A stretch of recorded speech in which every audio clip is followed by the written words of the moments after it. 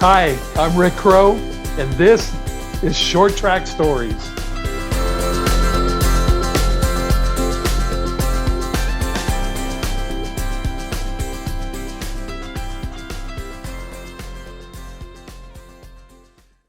All right, Todd, thank you so much for joining us here on Short Track Stories. I know you have a rich history with my Uncle Rick. Let's just go ahead and start there. Where did you two meet? We USC Notre Dame football game. Okay. I'm friends with Jake Olson. I think everybody knows Jake, the blind long snapper for USC. And it was his last game. It just happened to be Notre Dame, which me and my wife root for Notre Dame. So we made the trip out to USC for the game. And my boss at Fox, Jacob Bowman, was nice enough to get us into the Fox area, hospitality area. And of course, at the time, Victoria was working for Fox. And, Rick was a racer and I was a racer, and met up and started talking and became fast friends. Excellent. So about how long ago was that?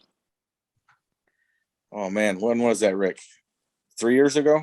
3 years, because COVID was in the middle. Yeah, 3 years ago. Yeah. Okay. Good stuff.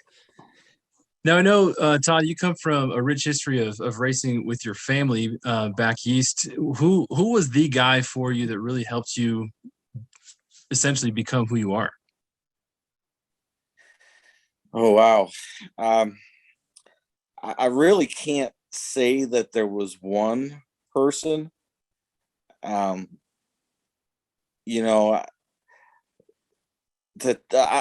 probably ought to just kind of tell you my story, because my story is so much different than most racers. It's different in a lot of ways, maybe a little in some ways, but our father owned a racetrack in upstate New York for 25 years. I grew up at the racetrack, literally at the racetrack every Saturday night for birthdays at the infield of the Daytona 500. If we took our winter vacation as racers, we went to the races. That's what you did. And growing up at the racetrack, I never really interested in race cars, or to me, it was an everyday thing, it's what we did. Saturday mornings, I'd wake up to the smell of Mom cooking a sausage and peppers up for the racetrack concession stand. Dad would be getting ready and go to the racetrack and get things prepared, and I'd watch Wide World of Sports, and then me and Mom would go up to the racetrack, which was just about from the house. So Todd, was that racetrack on your property? Yeah. Dad he went to a race, right? In somewhere, and then had like a dairy farm or a chicken farm or something up in That's exactly right. So my grandfather had the largest chicken farm in New York State, and also a cattle farm. And he heard about this racetrack at the other end of the valley and decided he wanted to go watch some races one night and see what it was all about. And he took my dad with him. My grandfather was Eli, and my dad was Eli Jr. So Grandpa and Junior went up to the racetrack and on the races, and on the way back, Grandpa said to Dad, Junior, we've got that land, that pasture out by the highway, and it's got a perfect bank to it where the people can sit and watch the races. We're going to plow up a racetrack and have some races. And so that's what they did. And that changed the course of history in a lot of ways. Agreed. It's awesome. So it was dirt for several years, and they ended up paving it.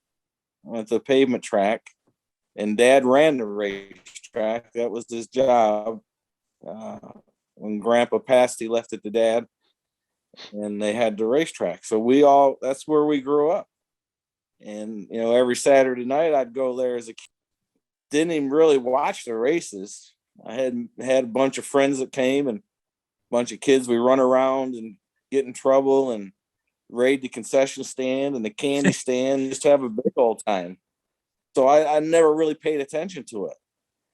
And Brett started racing street stocks there. And there was another racetrack in New York, Perry, New York. And during the week, Brett and his buddies would be out in the garage working on this race car, and I'd hang out because I wanted to hang out with the big kids. And I'd sweep the floor and wipe the car. Really didn't do much of anything. And Brett asked me if I wanted to go to that race with him. It was the first time Brett had ever been to that racetrack. And at the time, I really didn't care about cars, but I said, I'll go. I'll hang out with you. I was only 11 years old, wasn't old enough to get in the pit area. So I had to sneak in the back of the hauler. And of course, I had to watch for the guards and the around so I didn't get caught. Well, Brett went out that night and won the race. First time he ever seen the racetrack. And we all go out to line. We get these pictures and the trophy and everybody's cheering. And it's like the light bulb went off. Said, all right, these guys do this. This is why they're out there every night working on this race car, because this is pretty damn cool hanging out here in Victory Lane, getting the trophy and the checkered flag. And from that moment on, I was all about race cars. So, what age? Go ahead. So there's you and Brett, there's not that big of a gap, but you and Jeff is a pretty big gap, right? Because you skipped right to Brett. Yeah. There's 10 years between me and Jeff and only 5 between Brett and myself. So that's an eternity. Do you remember what that first street stock was that Brett took out to that track? It was a Ford. Ford, but light. Okay. Yeah. Yeah, that thing was fast. Brett kind of knew what he was doing, even at a young age. Brett's a smart guy. He's really smart. And he knew what he was handle. And of course, Jeff had already been racing for 3 years. So I'm sure Jeff helped him with it a little bit, figuring it out. That thing was fast everywhere he went. How old were you when you very first drove a car? Like, honestly. Okay, so the very first time I drove a car, it's a cool story. So Dad had sold a racetrack to a guy from down in New York City. Guy's name was, and Dewey had taken over the track, and we still lived. Literally, we could see the track from our house. And Dewey was going to start a new division. It was a 4-cylinder division, like Vegas and Pintos and those kinds of cars. And Dewey and his buddies built one to show everybody what this new class was and what the car was going to be like. So I came home from school one day, and they were at the track running this car around. So I hopped my bicycle and went down there. At this time I was 13. I hopped on my bicycle. I ride down to the racetrack. The way the racetrack was, the entrance and exit to pits was in turn 3, and it was a wide open entrance. There was no gate. So I rode right up there, and the guys were standing there. Somebody was out there running around, and Dewey asked me if I wanted to try it, drive it. I said, well, hell yeah, I want to try it. Of course, I didn't swear it. I said, yeah, I'll try it. So the guy comes in and gets out, and Dewey had some blankets and pillows there. So they stuffed the pillow and blankets in the seat, and I get off, strapped in, I put the helmet on, and off I went. And I was out there just going as fast as that thing could go, squealing the tires in every corner. Well, about this time, my dad drives up, and he gets out and standing there with the guys as I'm going around. And said, who's driving that thing? They're driving crazy. And Dewey starts laughing. He said, that's your boy Todd.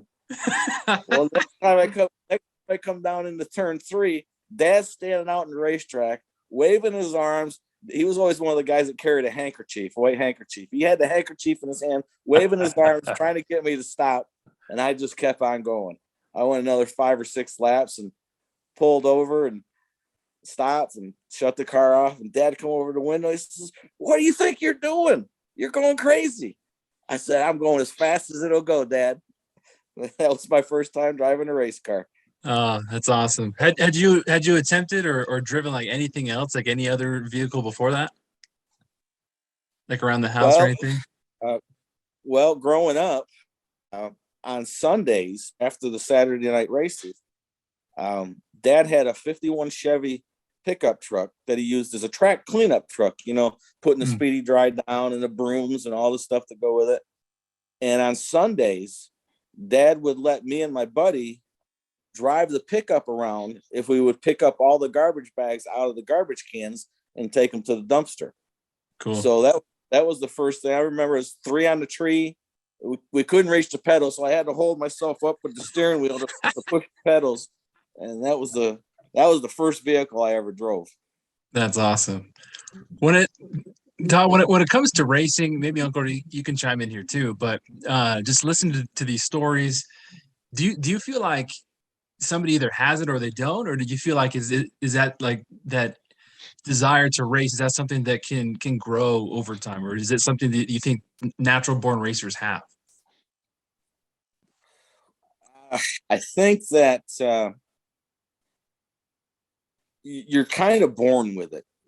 Some people, for me, like I said, it was different because I grew up around the racetrack. I grew up around race cars, so it was no big deal. Sure. That's what we did. It was like a football coach's son hanging out in practice. And football was just it. Was he going to play? Was he going to coach? Who knows? Maybe he wasn't going to do either. But, when you go through an experience like I did when Brett won that race, it just changed everything. It changed my whole outlook on it. It was the first time I was ever at a track as a crew member, as a part of the team, and had the experience of victory lane and understanding that. And it was all over after that. I think to chime in on that, so it's interesting because my introduction to the racing was the same way.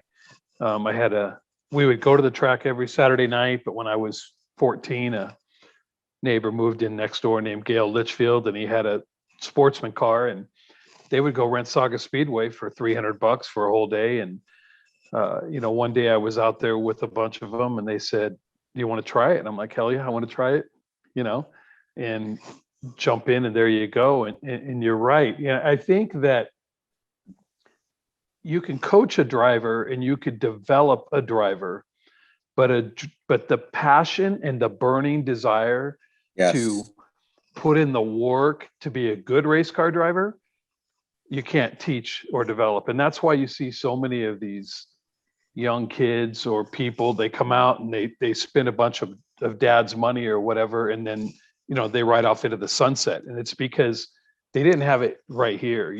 Because there's most people work 45, 50 hours a week, and then they're going to put in another 40 or 50 hours a week at night if they don't hurt the car on a Saturday just to get fast. And so that passion, I think True Cheek said it last week, you got to have the passion, got to have it. I agree. And, the way we all got started in this thing and driving wise, when Dad and Grandpa built the racetrack, Dad was one of 10 children in his family, and he had 2 brothers that loved the mechanical end of race cars or anything mechanical. And my Uncle Maynard became a mechanic, and he would built motors, and that's what he did. And the other uncle was Uncle Earl. He became the driver. So the 2 brothers built a race car to race at their father's racetrack. And Uncle Maynard was a fantastic mechanic and just incredibly smart. Built, like I said, he built motors for people all up and down the valley for years for the race cars. And I never got to see my Uncle Earl race because I was too young, but they tell me that if he was in the South, he could have been one of the best down here in the Grand National Series, which is now Cup Series. he was that good a driver. And Jeff, growing up, hung around them at their shop and developed that love for racing. Started driving himself, basically a street stock, and started racing. And then Brett came along, got old enough. He started helping Jeff on his car and developed that love of racing. And when I was 11, I started hanging out with Brett and developed that same love through Brett. What a contrast to my story, right, Brandon? So, we grew up 2 miles from Saugus Speedway, going to Saugus Speedway, and my dad and his brothers were drag racers. They were into racing. I have one brother, Brandon's dad, Greg, who lived 3 miles from the racetrack. I raced there from 1986 to 1996. Never made one race, never came to a race. Doesn't really like cars, same family, same dad. He'd go to the races. My mom would lay a blanket out and he'd be asleep in 5 minutes, And so it's interesting how, and so Todd, growing up that way, what I find most intriguing about you, or what I respect most about you, is your humility. And, you're a humble guy. But the way that you grew up, a lot of people could look at you and say, you're golden spoon, but you're not golden spoon. The other day you told me, if you ever wrote a book or did a movie on Todd Bodine, what would it be called again? Yeah, I'm eventually going to do a biography. I already have the title for it. The Ride Set of a Mediocre Star. That's amazing. Yeah. It's why do you say that?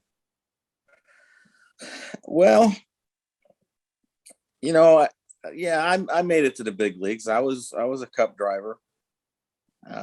Never won a cup race, a cup points race. I won two of the All-Star Open, but I never got to be one of the elite drivers, one of the guys that fans flocked out to their souvenir stand to buy their shirts and hats. I was just that guy that was run 10th to 20th every week. I never got with that superstar team. It's not the best. It's not the worst. I had a good career and I'm proud of what I did. That's why the truck series really made my legacy for me, winning all the races and championships. So sometimes I think the guys, I was just talking about this with a guy the other day, when you go to your Saturday night short track or whatever, and sometimes, back in the day, you get 60, 50 cars showing up for a 30 car main event, and, you run an A, B, and a C main. And I used to think, what motivates the guy that has never won a race, and what motivates the guy that is always a back marker, but he shows up every week and gets his ass whooped by everybody else anyway, Now, not so much like cup guys, because they're cutting their teeth and they're trying to get a big ride, but your Saturday night short track, there's a lot of guys vying for a couple of positions, and only a few guys, and they're always the same guys no matter what division they go to, win races. Well, I mean, you understand this. A lot of the people watching this might not, if you've never sat in a race car and driven a race car, and it's a feeling like none other. It's very easy to see how drug addicts get hooked on drugs. You heard a lot of people call racing a drug. Larry McReynolds calls it a drug all the time. And once you get hooked, that's it. There's nothing like it. You want to keep having that sensation and those feelings and that adrenaline to get out there and be door to door with somebody going on a short track, going 80, 90 mile an hour. There's no feeling like it. And whether you're first in line or last in line, you still want that feeling, and you develop this love for the sport and the need for that kind of raw adrenaline. You just keep going back for more. Is that those feelings that you just described, Todd? Essentially, are those feelings the feelings that brought you back to pursue this, what you're doing right now?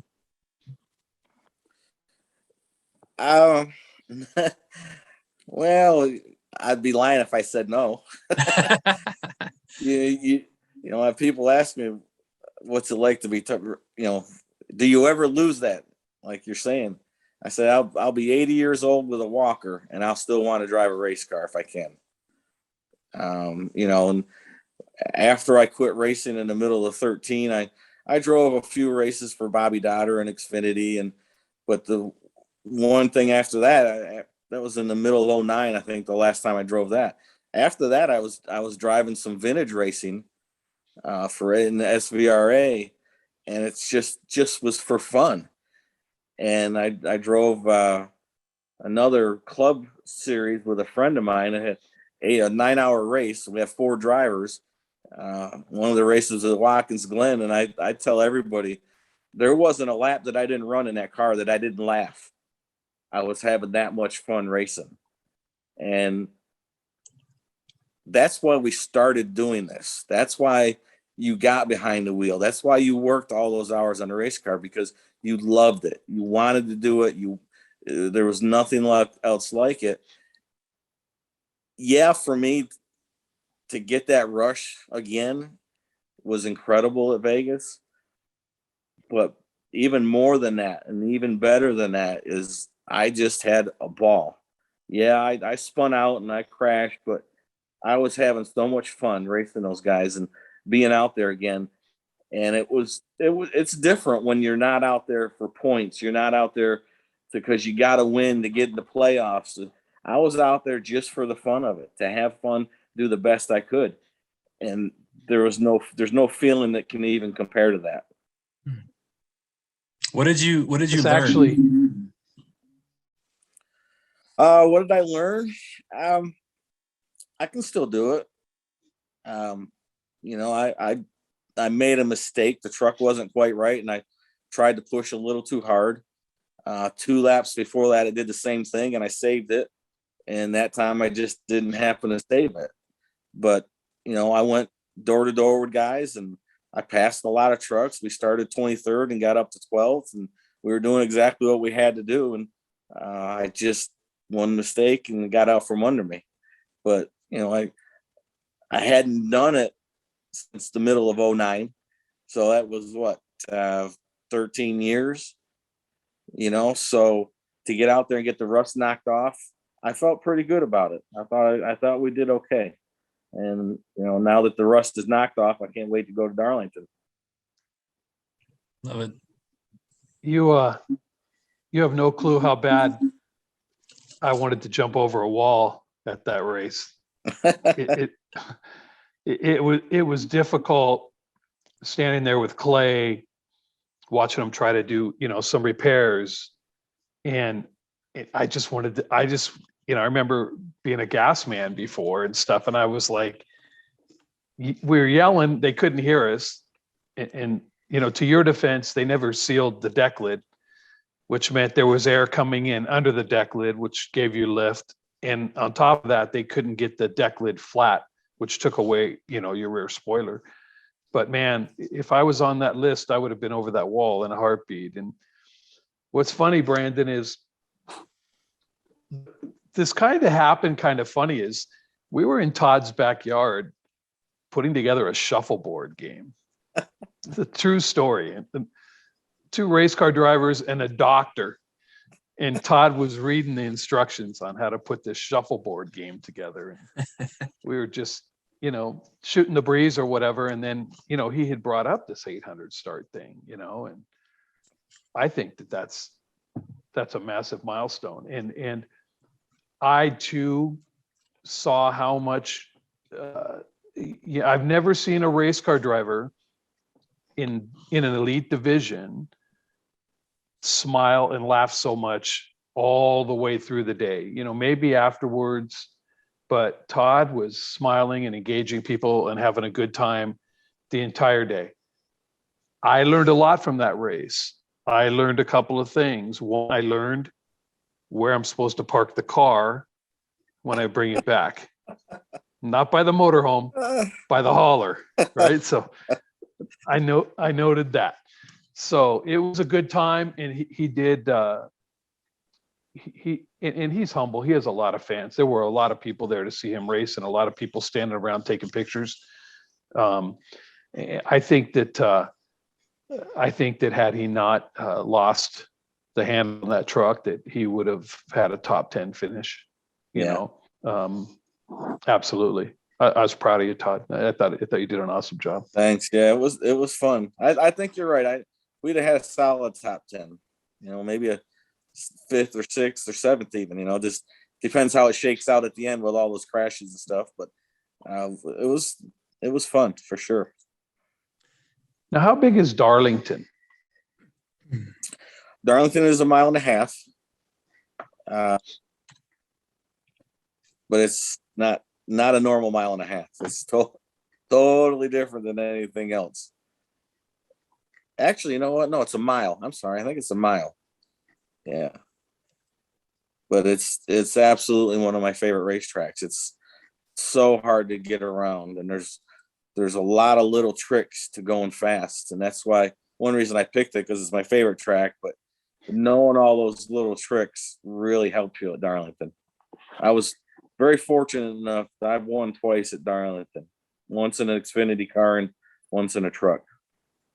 The Xfinity car was one of NASCAR's all-time great finishes, probably in an Xfinity. Remember, it was McMurray came up and gave you a shot to the door, and he spun out backward. He went across the start finish line in second backwards. Yeah, I actually kind of screwed up, and he was going to beat me, and when he went around the outside of me, it sucked me around, and I got into him. And yeah, it was quite a finish for sure. That was the day after the Ricky Craven Kurt Busch finish, where they beat. Oh, was it really? Yeah. We were raced on kind of like the pass in the grass. We got rained out on Saturday, so we had to run on Monday. The pass in the grass. Todd, I know I'm always fascinated with athletes as far as their mental aspect goes, and keeping focused. And when you're driving in the car, like, is there anything in particular that you think about, or is a lot of it just so muscle memory, just ingrained in you that you don't really think? No, you're thinking all the time, but it's thinking about how you can make the truck or car faster the next corner. You know, what did it do the lap before? How can I make it better? You know, what can I do with the steering wheel and gas pedal to make it go faster? You do that every lap, trying to figure that out. You know, and I think that's one thing that distinguishes a good driver from a bad driver. You know, good drivers can figure it out. They know how to make that car go faster. Bad drivers just keep going the same pace, and they just, you know, I shouldn't say bad drivers. You know, maybe not as good a driver, because if you're out there doing it, you're pretty damn good. Yeah, there's no schlep in the field. And you know, I was amazed too, and I've done a lot of spotting and a lot of drug coaching for kids out here. I was amazed at the professionalism of Jimmy Kitchens. I mean, you said he was the best in the business. I thought he just did an amazing job. He was driver coach, spotter, crew chief. But I was also kind of surprised. He doesn't say a lot. I'm more of everybody I've ever spotted for likes to hear a lot of chatter. Would you have liked more chatter, or you don't like chatter? Well, Jimmy spotted for me for the majority of my truck series wins. There was a couple that he didn't get to be there, but he spotted for me for basically my whole truck career. And he knows that I don't need cheerleading. You don't have to tell me that I'm doing a good job. All you have to tell me is where the competition is around me, inside, outside, or whatever, clear.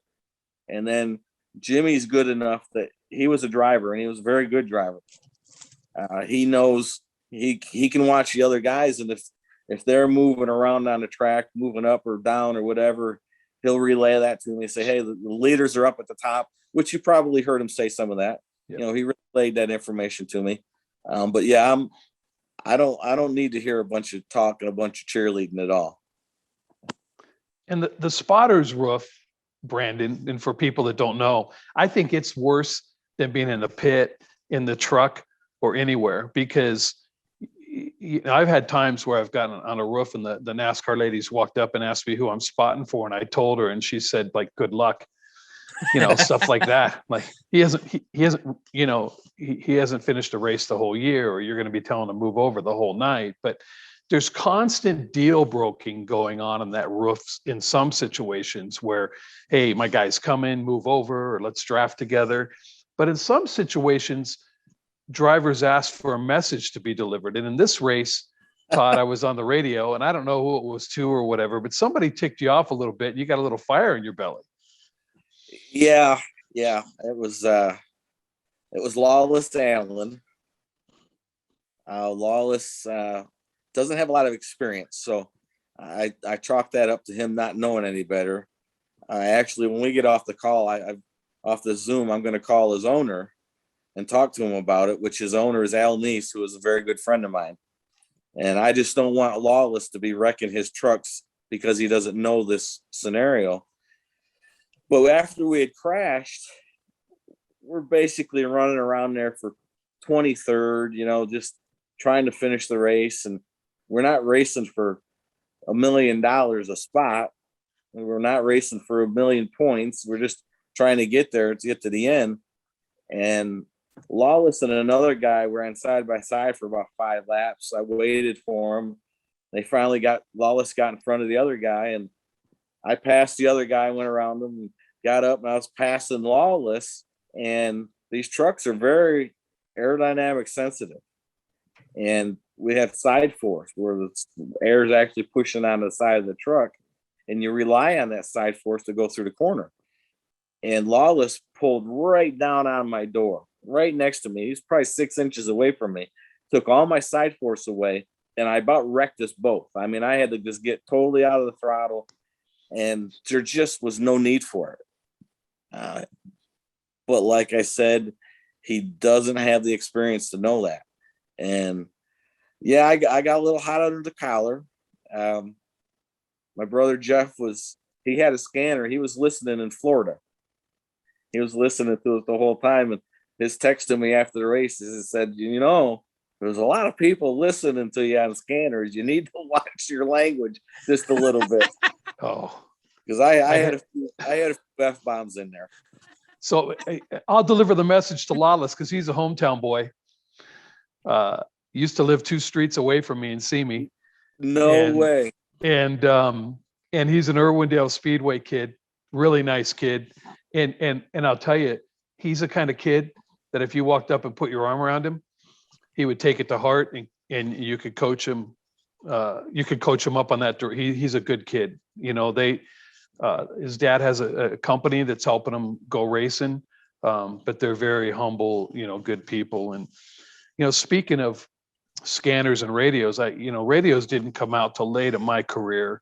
And I remember when we first got the radios, and I was with a couple of guys on the team, and at the end of the night, a lady came over to me and she says, "You're Rick Crow, right?" And I said, "Yes, ma'am." And she said, "You guys are the filthiest mouth bunch of people I've ever heard in my life on these radios." And I'm like, "What do you mean?" Like, I had to take the headsets off my kids. And I was like, "Oh," yeah. And so lesson learned, right? Exactly. So how do you like the concept of stage racing? Was that weird for you the other night? Or, I mean, what is your overall? No, I actually ran some stage racing when I ran that Xfinity car with Bobby Dodder. I really like it. I think it's added a whole nother dimension to the races. Winning a stage doesn't mean anything for getting a checker flag, but it means a whole hell of a lot when it comes to points and position on the track. So yeah, I think it's added an incredible dimension. It's great for the fans. You have 3 potential, chances to win. 2 of them really don't mean a lot, but it's still, there's a lot to it. But you have 3 endings of a race, and you watch these races, and they race as hard at the end of the stages as they do for the win. So it's really added a whole nother dimension to it. So I enjoy it. Agreed. You didn't pick any dirt races for your run to 800. No, I've never raced dirt. No, Never raced dirt. I would like to try it. Everybody says it's an absolute blast. Now I got Stewie for a teammate. Maybe I can get one of his modifieds one night. no, you get 801 where they're done with Eldora, but I'm sure they're gonna put those trucks on the dirt somewhere else. Yeah. Well, we got 2 dirt races this year. We got the Bristol dirt race, and then Knoxville has come back again. Awesome. But we're going to quit at 800s. We don't need 801. You got to draw the line somewhere. Yeah. Right. I've been asked that question a lot. What happens if you win a race? You want to keep going? So 800's it. You only live an hour from Vegas. What race should I put the dough on? I personally think Texas. Well, yeah, I've won 6 times at Texas, so that would be a pretty good bet. Even though it's a different track. Believe it or not, Darlington. I'd love Darlington, and I've always been really good there. So I'm excited about going there. What is it called? The Lady in Black. Oh, well, because she can bite you in a hurry. It's really easy to wreck at Darlington. It's that hard a racetrack to draw and go fast. Lady up and bite you and take you out of the race. Is that why you like it so much? Partially, yeah. It really is a driver's track.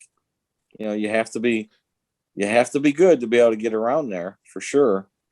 But I think there's not a lot of drivers that don't like it. Let's put it that way. I mean, once you go around that place, it's just so much fun because it's narrow. It's one groove. It's hard to pass, but then it's easy to pass. You gotta understand it. You gotta, these young guys, man. If I was one of these young guys and I was going there to race, I'd watch 10, 12 races there to figure out what these guys do, because there's so many little things that make you go fast. But I think for me, it's the biggest thing is because it's hard to drive. And if you can do well there, you have accomplished something for sure. How many of these kids, Todd, that are, it seems like the truck series is a feeder series now. So how many of these kids are getting mentorship and coaching or seeking that out, like a Lawless Allen or, any of the young kids that are in trucks? Or do you think that, for lack of a better term, they think they're beyond it, or they're beyond it, or there are a lot like you that are around the garage area that will solicit some advice from? Well, I've actually had a lot of them that I have helped, even after getting out of the seat. More so that they were my friends kind of coming to me and talking to them. Kaz Gralla, Joey Coulter. Well, Joey was kind of there before, though. Oh man, there's been a lot of them. The biggest name you guys probably know is Ross Chastain. Ross grew up knowing Ross since he was 12 years old, so I've helped him as like he's my little brother, right along the way. But I think that a lot of these kids go to guys at the track. I know Crafton has tried to help some of them. There's Sauter was around. Guys would talk to Sauter, even though he likes to play off as a mean guy, but he's the not. bad guy. Yeah, the bad guy. He'll help you out. I also think that there's some of the young guys that don't seek the help. And I don't think it's because they think they know it all. They're more intimidated than anything. A lot of these kids grew up watching a Matt Crafton, and for them to go up and ask him a question, that's pretty intimidating to do that. Right. It's interesting because, I grew up on the West Coast short tracks, and there were a lot of guys that would bump and you could go to them freely until you got right there with them, But it's interesting that you say Ross Chastain, because I look at Chastain as more of a Hornaday and more of a Sauter, and in the fact that they are just aggressive guys every single lap. And I've always seen you as a methodical, pick them off, use your brain type guy. But there's some guys that are just pedal to the metal every single freaking lap. And that's how Hornaday always was, Well, you didn't watch me when I first started. That's for damn sure. Because that was me and Ross could be clones when we get started. I mean, interesting. The difference, though. I mean, let me explain the difference. Why Ross is so good right now. When I started racing full time, 1991 in the Xfinity Series, which was the Busch Series then, I only had 42 starts in my whole life, and I got into the second tier of the biggest sport in the world, and I really didn't know what I was doing. Well, I shouldn't say it that way. I knew what I was doing because I've been around it for so long. But I was fast, but I got myself in a lot of trouble because I didn't know when to not be fast, when to pull the reins back and be smart. I didn't really figure that out till I got to the Truck Series, believe it or not. Even in the Cup Series, I made a lot of mistakes that cost me a lot.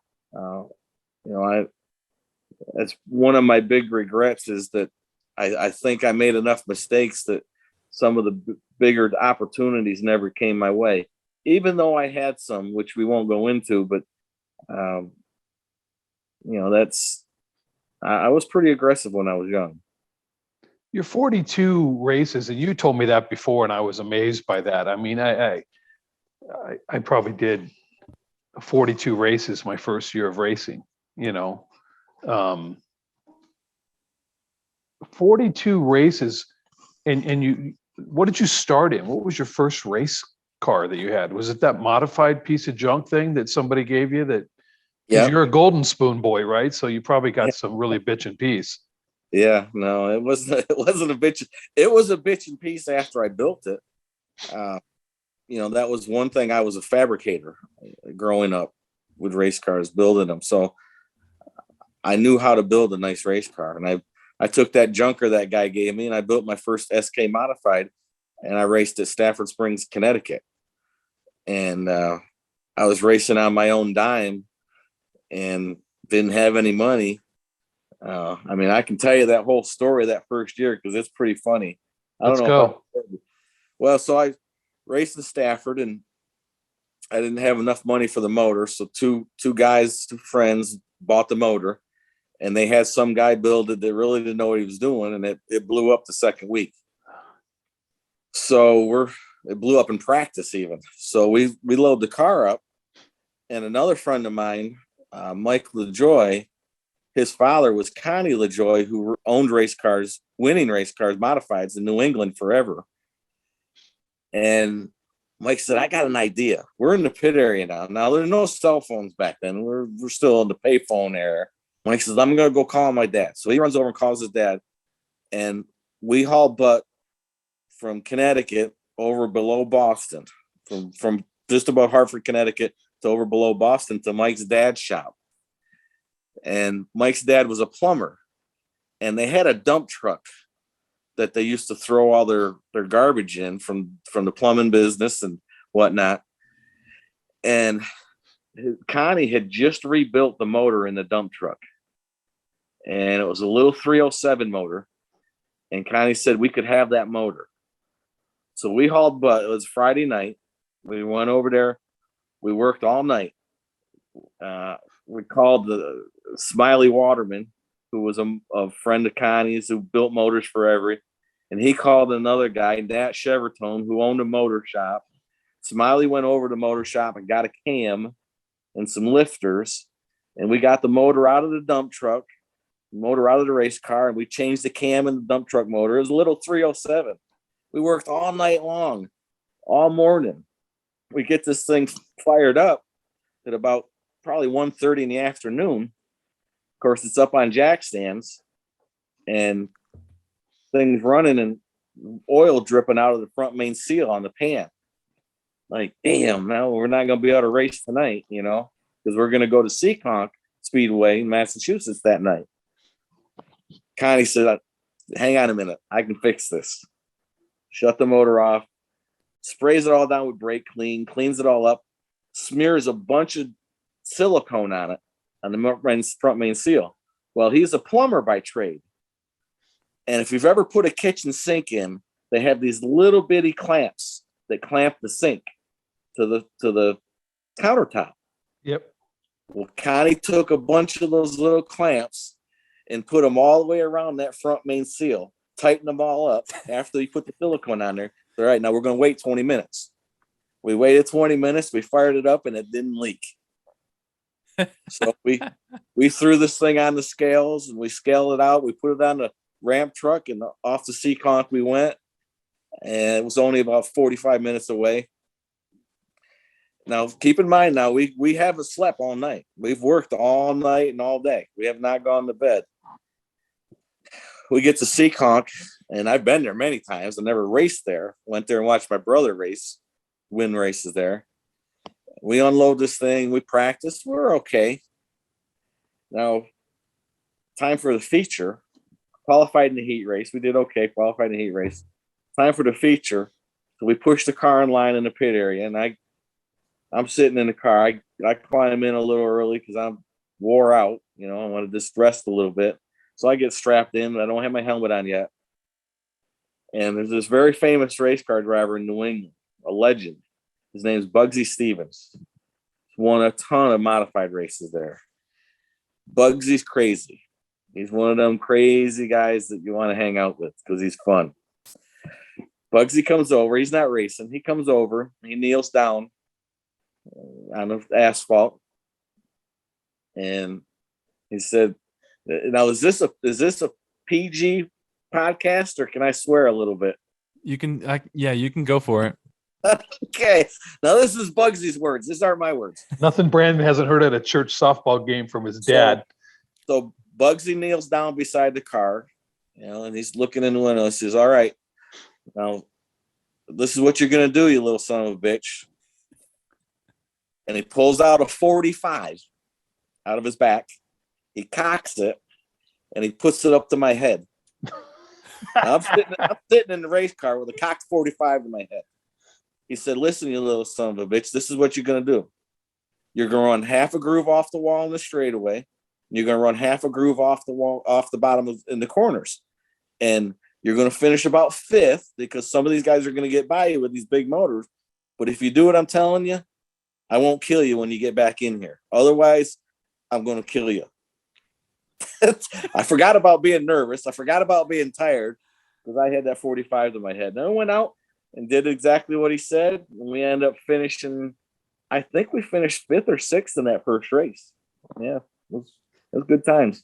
Wow.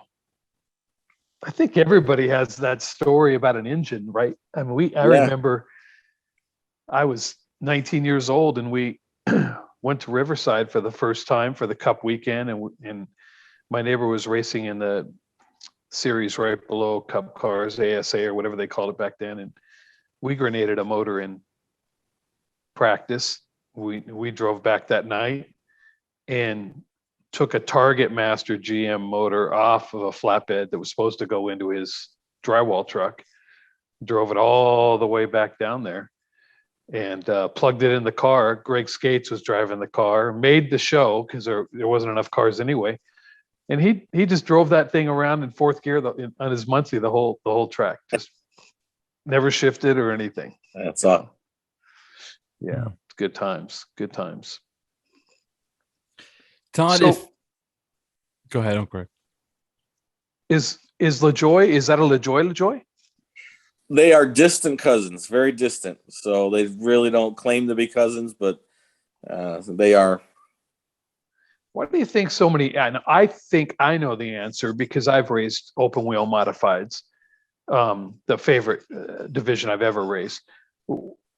You went right into those, which I see as that would be tough. Why do you think so many modified drivers coming out of New England in that area up there, Stefanik and LaJoy and Jeff, and I mean, you can go on and on, right?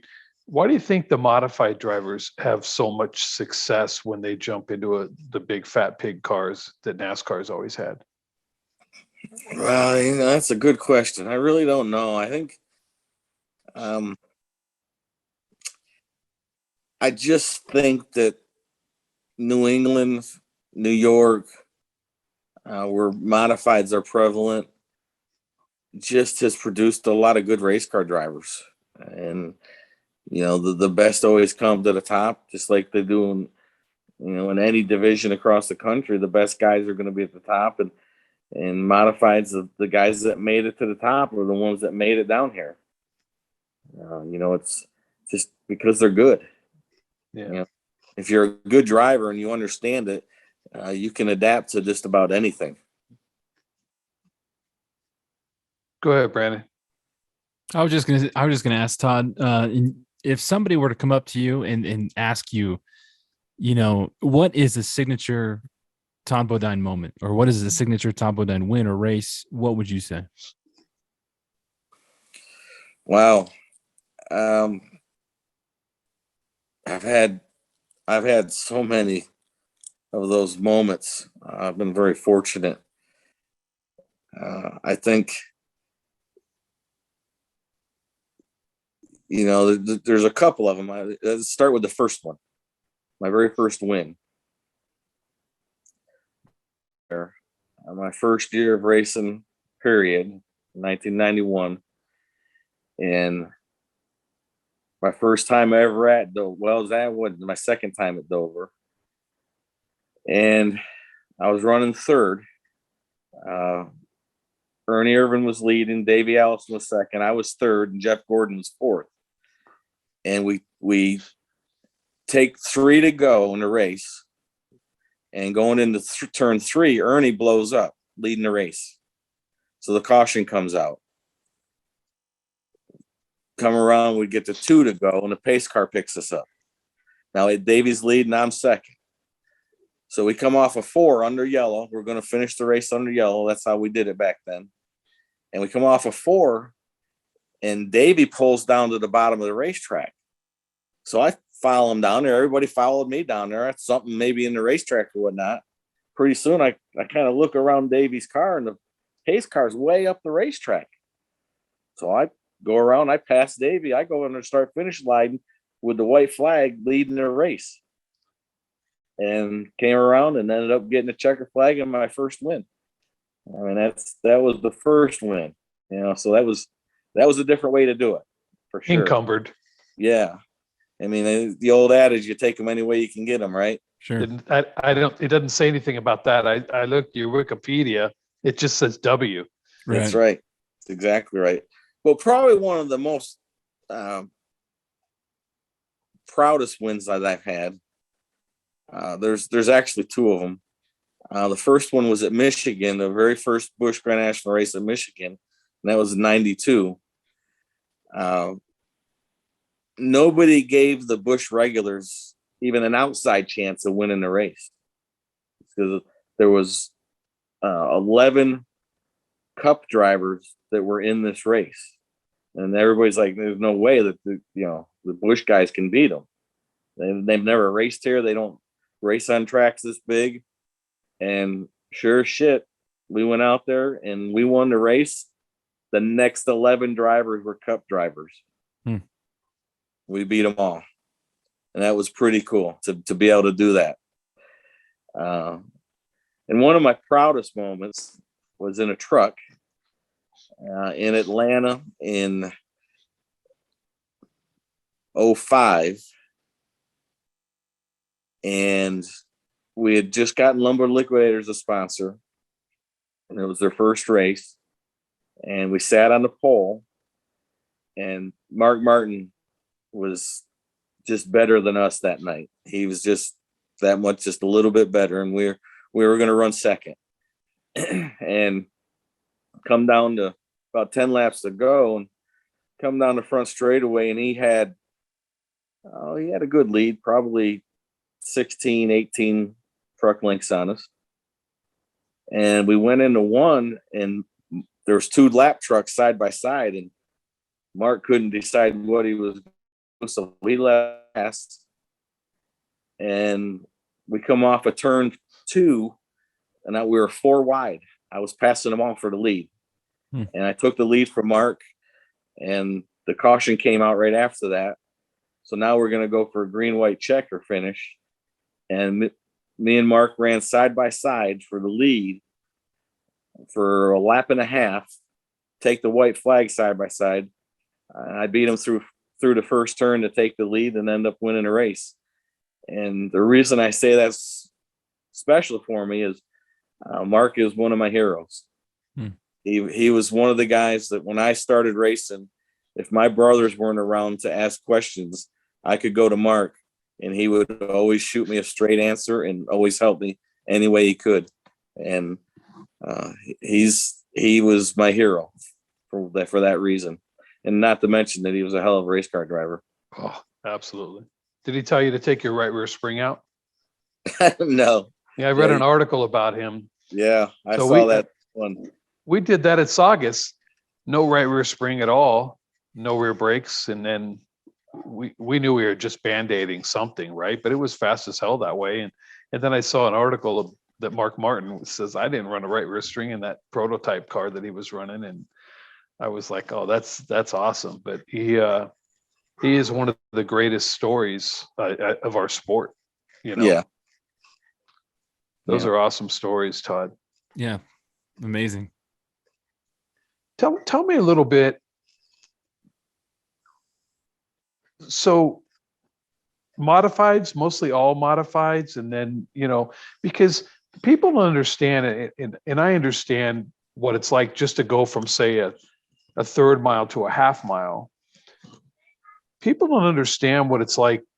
You grew up on a 3/8 mile track and say some little half miles, and then you make a jump to a mile and a half, Daytona, Talladega. Those are massive jumps. Those are like a kid going from a Volkswagen to a Lamborghini, from a speed and aero. And well, there's a whole 6 years of my life that I didn't tell you about. So fast forward a couple of years from Stafford, and I'm actually 2 years, and it was the next year. Actually, it was 90. It was 80. What was it? Jeepers creepers, 85. I'm racing at Stafford. I'm racing for a guy in full modified now with a full motor. Guy had no money at all. It was so bad I was going to the tire truck and taking the takeoffs that people were throwing away and putting them on our race car. And we were at Stafford one night for a 100 lapper, and I ended up getting turned going into turn 3 and just destroyed the race car. And by this time, Jeff and Brett had already moved to North Carolina, and they towed the car in. The guy standing looking at it, he says, I can't afford to fix this car. I told him, I said, well, that's good because I'm going to North Carolina. And I packed all my stuff up in my little Chevette, and I drove to North Carolina, and I went to work for Rick Hendrick. What color was your Chevette? Blue. light light blue.